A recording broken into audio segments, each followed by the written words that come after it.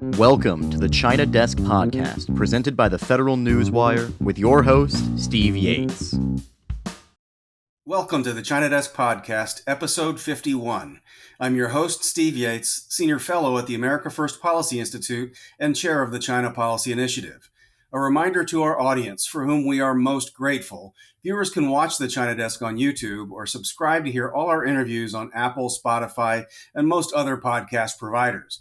We welcome you to check out our website and show archive at ChinaDeskPodcast.com, or you can always access our podcasts at thefederalnewswire.com. My guest today is Gordon Chang, author of China is Going to War, the Great U.S.-China Tech War, Losing South Korea, and the Coming Collapse of China. He previously lived and worked in China and Hong Kong for almost 2 decades, first in Shanghai as counsel to the American law firm Paul Weiss, and earlier in Hong Kong as partner in the international law firm Baker McKenzie.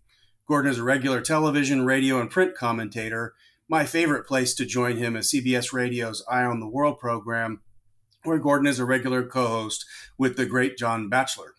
Gordon, welcome to the China Desk. Let's jump in. Thanks so much, Steve. Well, it is a pleasure to get together, and in some ways we have talked so much over the years that it's hard to compress this down.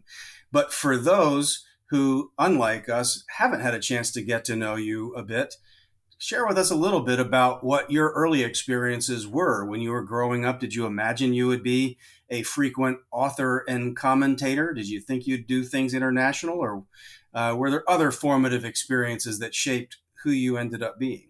Oh, my life is just a series of coincidences and bad decisions, I guess. I really had no fixed ideas on what I wanted to do.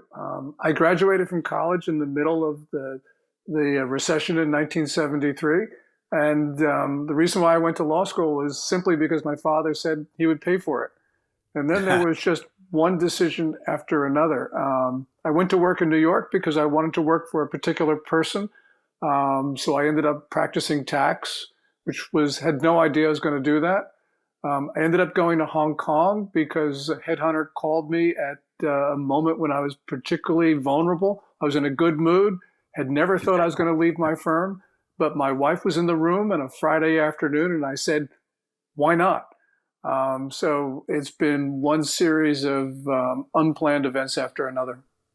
Well, I know that there are at least 2 extremely significant developments in your life that I've always admired, that maybe you could share a little bit about. One is, how did you meet your wonderful bride, Lydia? I know that the 2 of you have had a wonderful journey together, but talk a little bit about how the 2 of you came together. We were both working in Baker McKenzie, Hong Kong. And one of my partners introduced me to one of his associates because he thought that we'd make a great pair. He was a matchmaker. I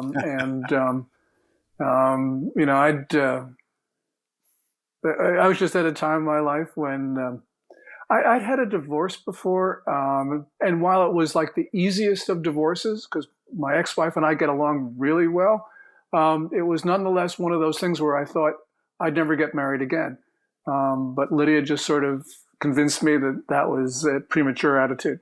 So this week, just after this is posted, we will celebrate our 32nd wedding anniversary.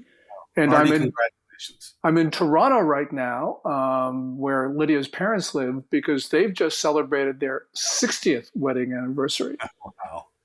So I'm now motivated. Once my goal was to get to 50 when I would be 92. Now my goal is to get to 60 when I'll be 102. Ah, big goals. Big goals.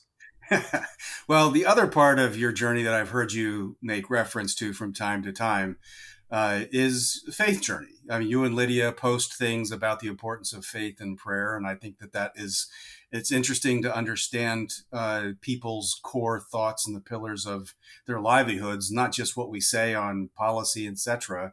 Where did that come along in your life? Was it always thus? Was there a compelling experience along the way?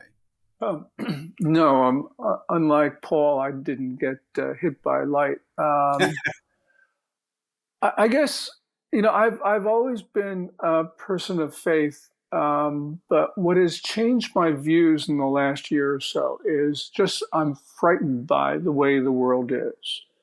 And that more than anything has impressed upon me the value of morality and the value of faith. And these are things that it just have become so compelling to me because of just where we are as not only as a country, but as a society and as a civilization. So I'm really, really concerned about the direction. And that's why I believe that faith is what's going to save us. Well, faith and family are two really important pillars of what should have been a classical Chinese traditional experience. And yet today we face a very, very different China. So let's pivot a bit, since we don't have you for unlimited time, to talk a little bit about what your journey was in getting to know China. A lot of, I often think about what is the real China and my life and experience and others as kind of this constant, ever-changing pursuit of what is the real China. But for you, how did the door kind of open, and how did it change over time to the kind of books that you've written about it? I practiced law, as I mentioned, most of my clients, well, I was in California at the time, most of my clients were in Asia, and we were traveling across the Pacific, enriching United Airlines. And so eventually we decided to go to Shanghai, where my primary client, which was the Shanghai branch of Citibank, and just wanted to be closer because we were doing deals and it became much easier being on site. So we arrived in August 1996, which was a time of great optimism in China for a lot of reasons. And I can remember Lydia getting on the phone and saying, "Mom, China's not communist anymore." And I agreed with her. My clients would buzz into Shanghai. They'd stay at the Grand Hyatt, which is really one of the most spectacular hotels in the world. And they would say, "China's not communist anymore." What changed for us, though, was because we actually lived there. And as we worked in China, as we talked to people, as we traveled around the country, as we saw things, we saw a very different side to the country and to the regime. And so we realized, at a time of great optimism about China, we just realized that China had not changed. It was still communist. And in many ways, we could see that it would go in the wrong direction. So that's why I wrote a book which was very much against the mood of the times, which was the coming collapse of China. And since that time, you can't practice law anymore if you write a book like that. So I started we came back to the U.S. May 2000 and 2001. And we just stayed here and started working and writing about China and becoming extremely disturbed because things were getting worse. Yeah. Well, for you, was there a catalytic event, something that you witnessed, or was it just the evolution of kind of line upon line, wave upon wave of seeing things differently? I have some friends, they witnessed the population control policies and some of their brutality, and that was shocking. Or underground churches and the way things might have been treated in that regard. You were there after the Tiananmen Square crackdown, which was not limited to Beijing, but there certainly were other kinds of things that were happening through that period. And I guess you were there through the time then Falun Gong came into it kind of existence and known around, and there was a pretty significant crackdown there. But was it kind of a big item or two, or was it just this gradual realization? It was just bit by bit, drip by drip. It was maybe an illustration of Malcolm Gladwell's tipping point.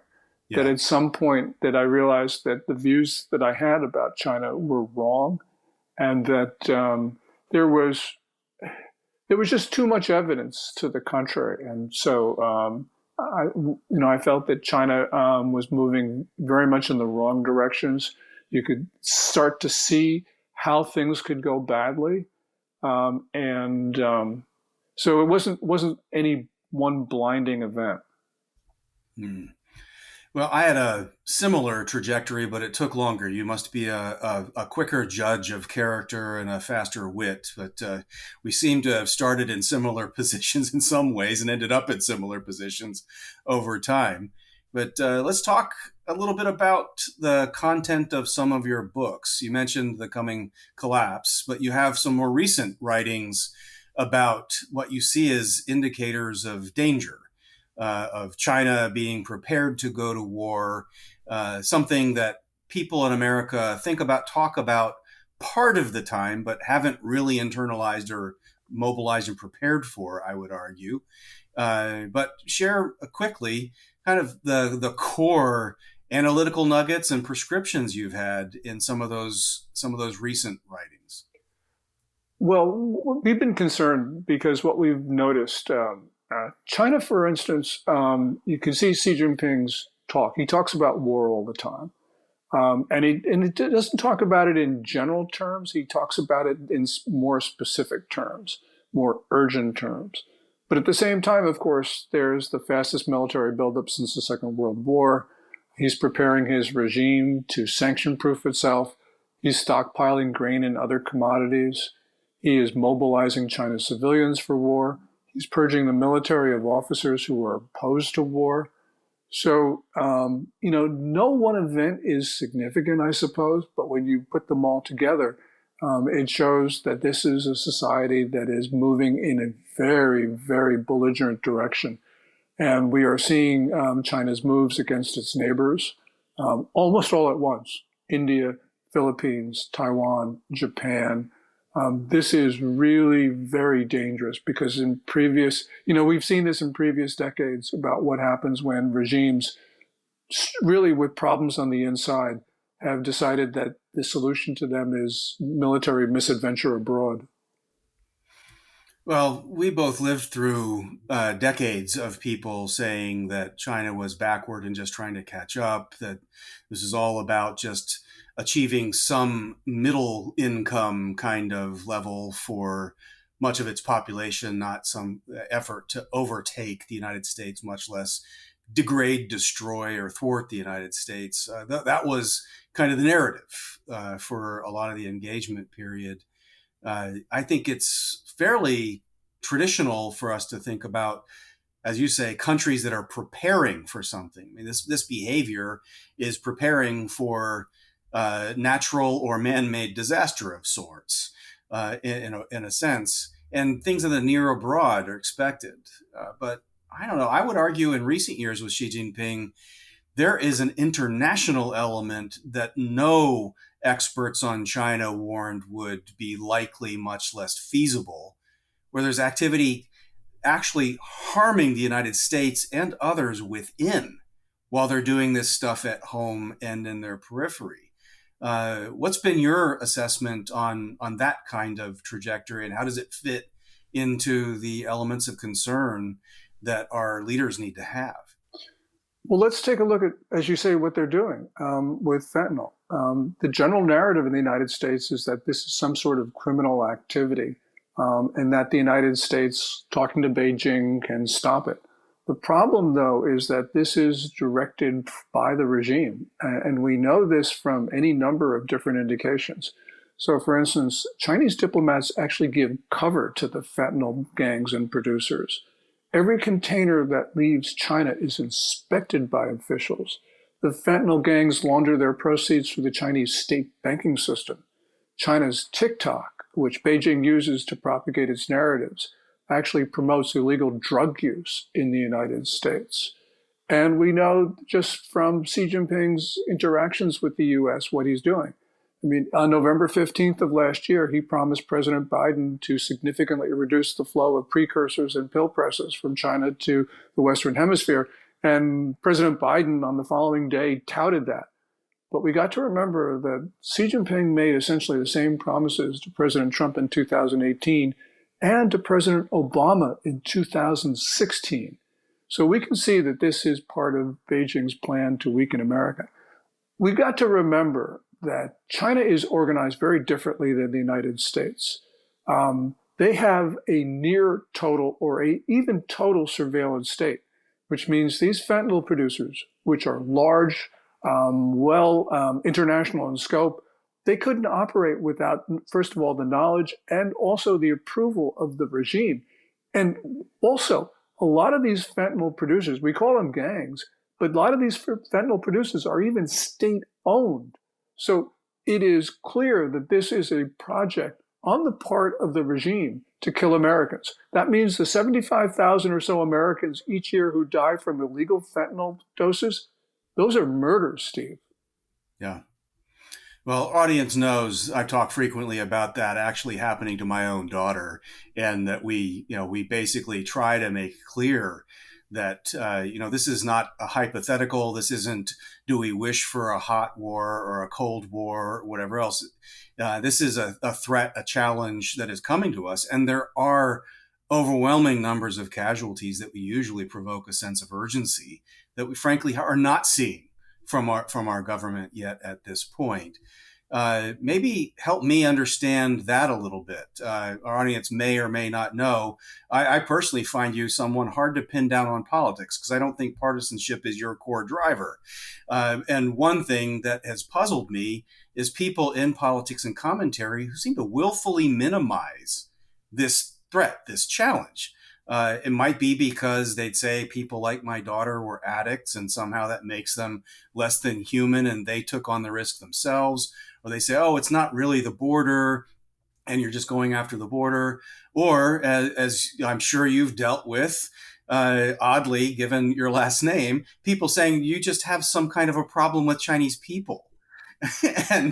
But help me understand kind of the impulse people have to maybe pull back or minimize from what should be a glaring indicator that the Chinese Communist Party is actually at war with us and we have casualties. I think part of it is because, after the Cold War, there was this notion that China would become just like us, that the regime would engage with the world and it would see things in the way the rest of the world sees them. And so there was this great optimism about engagement. I think it's too horrible for many Americans to contemplate that, no, China's regime is communist. It is evil. It is monstrous, and that it is wrong from a strategic and moral points of view to deal with it. So we can't deal with that. And the problem cuts across our political spectrum because it's not only radical leftists who want to engage China. It's not only moderate Democrats who do. Some of the most pro-China elements in Washington right now are actually conservative Republicans, not because they want to support the Communist Party, but because their views are such that they actually help the party. So, for instance, if you're a free trade ideologue, you don't think that national security should be an element in our trade policy or our investment policy. And that has led some in the Republican Party to be the biggest supporters, in effect, of the Communist Party. So this is a problem that is across our political spectrum because they don't understand the motives of the party. And if I just made one other thing, and that is that people say, well, China's just competing with us within the existing international system. Well, no, it actually wants to take down that system and it wants to destroy the United States. That's the concept of people's war. And that's been around in writing. You can read it in their own language if you care to do so and are able to do so. Let's pivot quickly into some of the core issues that our leaders need to take on. You intimated about trade and how thinking about that needs to change in sort of the economic relationship with China.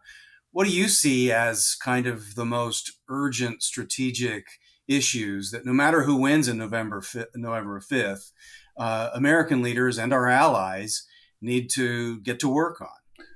It is trade and investment because we are fueling our enemy. We may think that China is a competitor, as President Biden says, but it views us as an enemy because it is, quote unquote, declared a people's war on us.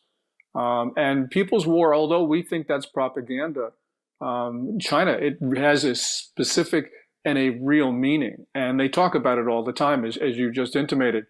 So we should not be helping an enemy develop the resources which they then use to develop their military and the elements of their state power to attack us.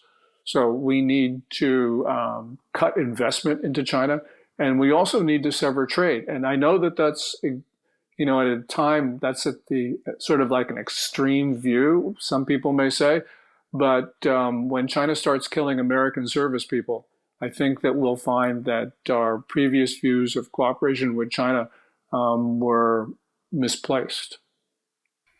Well, maybe one of the concepts that helps people get into the right frame of mind is just the common sense conversation about reciprocity. As you mentioned, they're sanction proofing their regime. They have been engaged in strategic decoupling before Americans began talking about that concept. What would you say or about the value of a concept like reciprocity as being an entry point for the conversation to right size our interactions with China? Absolutely. Just for instance, no American may own a square inch of land in China. So why are we allowing Chinese nationals onto our farm and ranch land where we know they're engaged, many of them, in very, very dangerous activities? So for instance, human trafficking operations on Oklahoma farmland owned by Chinese nationals, the illegal marijuana grows all over the place, the spread of the triads in American rural communities. None of this has to happen. Also, they don't allow our social media platforms in China, so why do we allow theirs in ours? You can just go down the list of the failure of reciprocity. But it's a failure ultimately on the part of the American political establishment to understand what China is, what its plans are. Xi Jinping talks about Tianxia, just for instance, which is the notion that China is the world's only legitimate state. And we may think that that's ludicrous, but the point is the Chinese don't, and the Chinese are working to implement it. And they're now talking about the moon and Mars as sovereign Chinese territory. So we better wake up, because we do not understand what our enemies are saying about us and what they're doing. Well, Gordon, it's been a pleasure talking with you. I want to give you a chance to offer some parting thoughts and also direct people to where they might go to follow your commentary and work. But I just can't thank you enough for the work that you do, and especially your emphasis on the morality and longer-term strategic look at things. But tell folks where to go to keep up with your good work. I tweet all the time at GORDONGCHANG. I archive all of my articles for free on my website, www.GORDONCHANG.com. And a parting thought is that although the United States is a far stronger country than China, and we're far stronger than China and all of its friends together, China, Russia, Iran, North Korea, but we can lose our country, and we will lose our country unless we start defending it. We have to understand what our enemies are saying. We have to look at what they are doing, and we need to defend ourselves. And this is an urgent task. Amen to that. To our audience, if you've enjoyed today's China Desk conversation, please tell your friends and consider subscribing and give a visit to ChinaDeskPodcast.com. Thank you for joining, and a special thank you to Gordon Chang for sharing his perspective. Until next time, I'm Steve Yates, your host here at the China Desk. Thank you for listening to the China Desk podcast, presented by the Federal Newswire and hosted by Steve Yates. Check out the Federal Newswire's family of websites, as well as their social media stream.